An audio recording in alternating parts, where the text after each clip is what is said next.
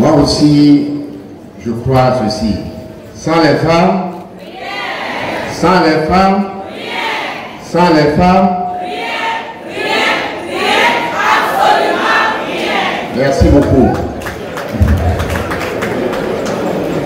Je viens ici effectivement pour vous transmettre un message de salutation du président Patrice Talon. En 2016, le 16 décembre exactement, tous les ministres sont venus à la télé devant la nation. Et voilà ce qui va être fait. Et je me rappelle de cela comme hier. Pour dire, dans les infrastructures, dans l'agriculture, dans la production, dans la qualité de vie, ce que nous envisageons de faire sur les 5 ans qui allaient venir. Et il y a 2 ans, en 2021, sans aller à la télévision, nous avons fait le même exercice.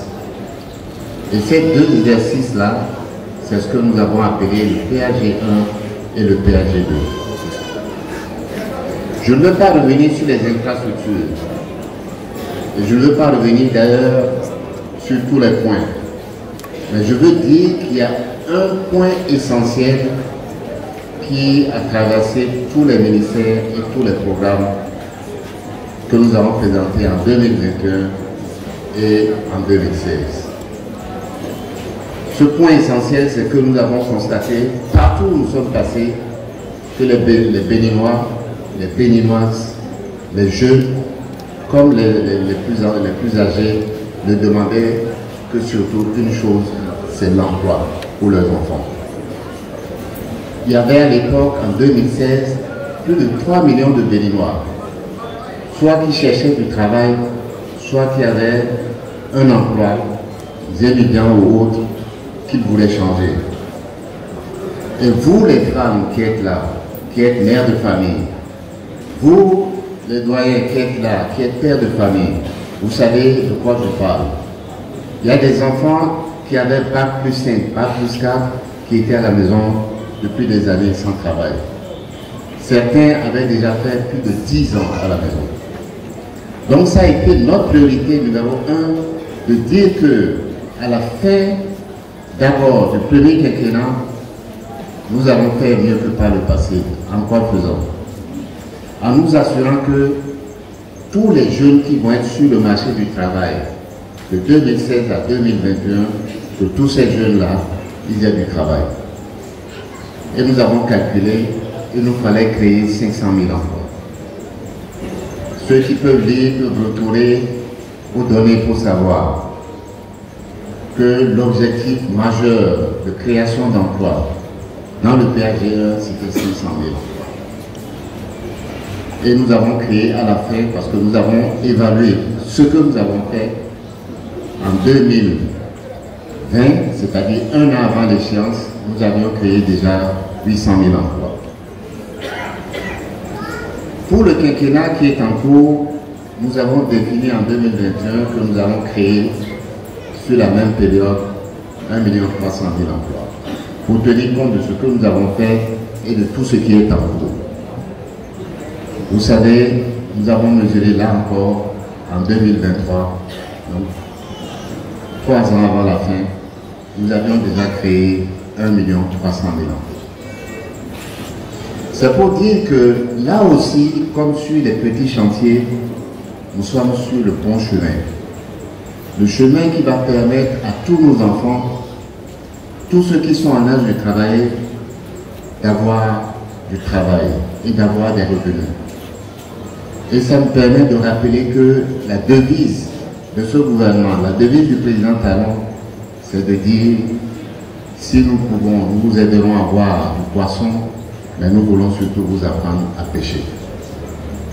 Donner du travail aux plus jeunes, voilà un des plus grands objectifs que nous avons.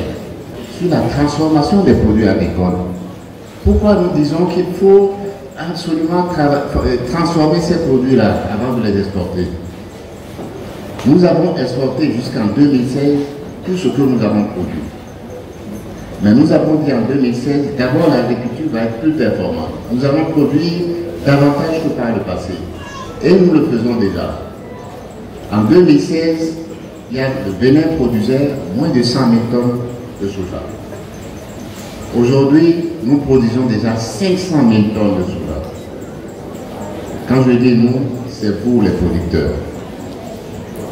Mais pour le faire, il a bien fallu dépenser.